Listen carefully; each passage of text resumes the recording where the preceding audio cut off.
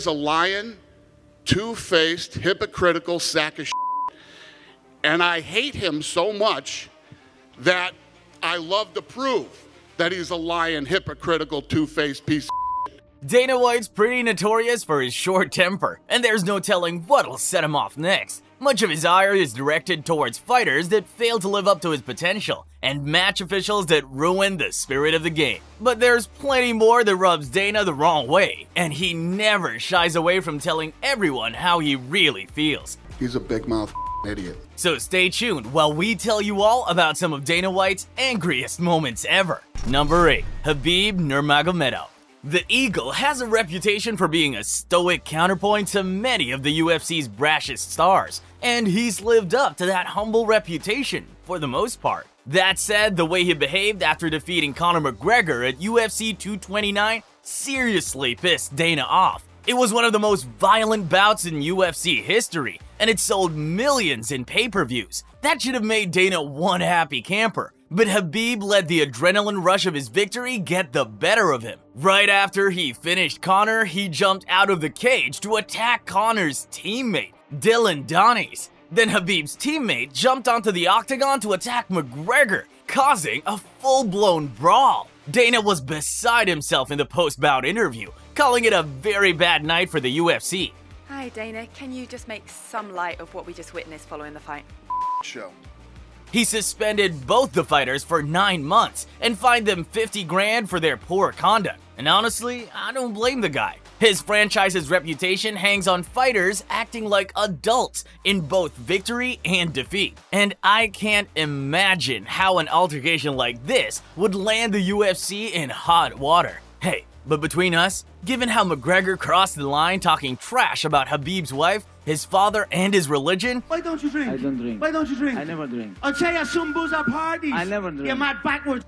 I would have done the same thing. Family and religion should stay out of the trash talk. Number 7. Pelon scandal. Not every Dana White outburst comes about due to poor sportsmanship from fighters. This one time, the UFC president was pissed beyond belief at Peloton pulling its ads from comedian Theo Von's podcast. For context, the sports equipment manufacturer parted ways with Theo after he refused to take down an episode where he interviewed presidential candidate Robert F. Kennedy Jr. Peloton. Yeah. What do they sell?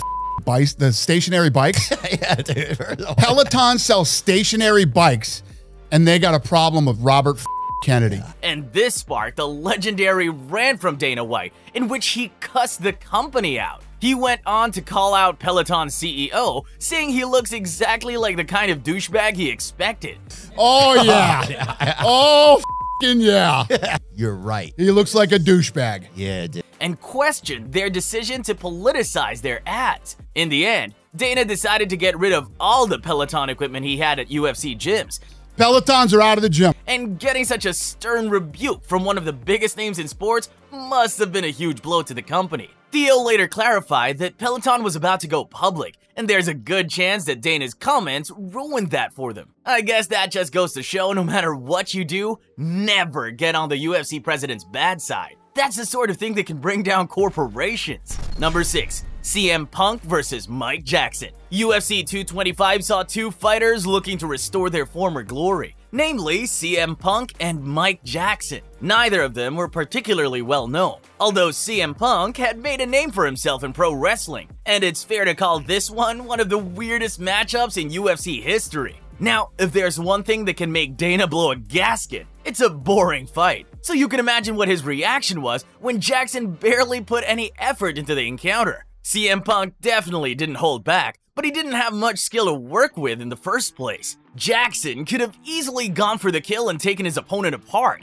but instead he was so lazy that the win was given via decision. This should have been a short fight that ended in a knockout or submission. Dana straight up called Jackson an idiot. Not happy with this guy was acting like a goofball tonight. You get this opportunity to come in and fight CM Punk and you're doing like bolo punches to the body on top.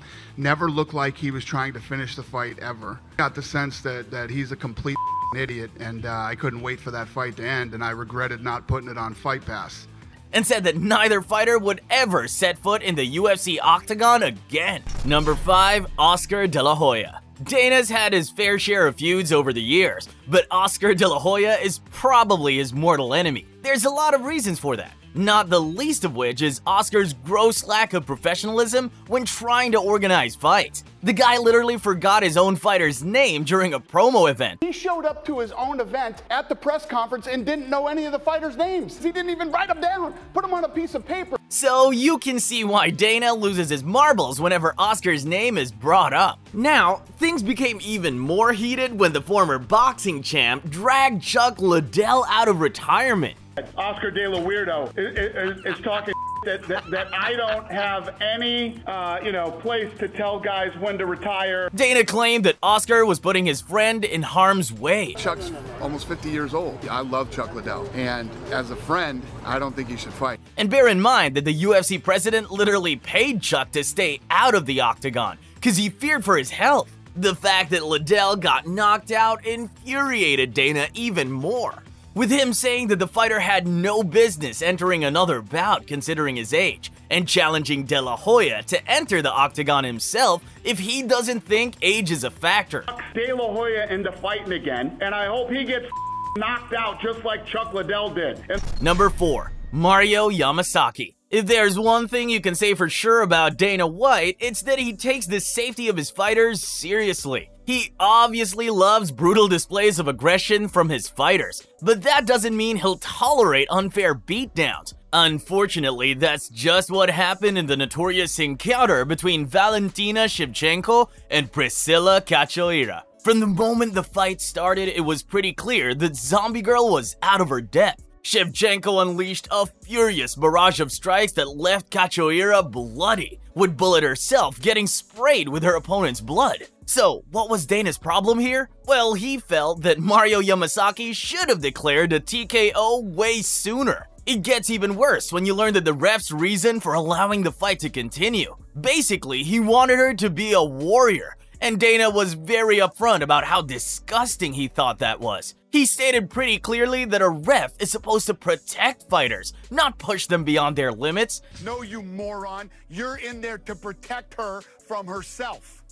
And he flat out refused to let Yamasaki work in the franchise ever again. He said that he was allowing Priscilla to be a warrior. What do you think about that statement? I think it's disgusting. I think it's disgusting. I think he's disgusting, and I never want to see him reffing ever again.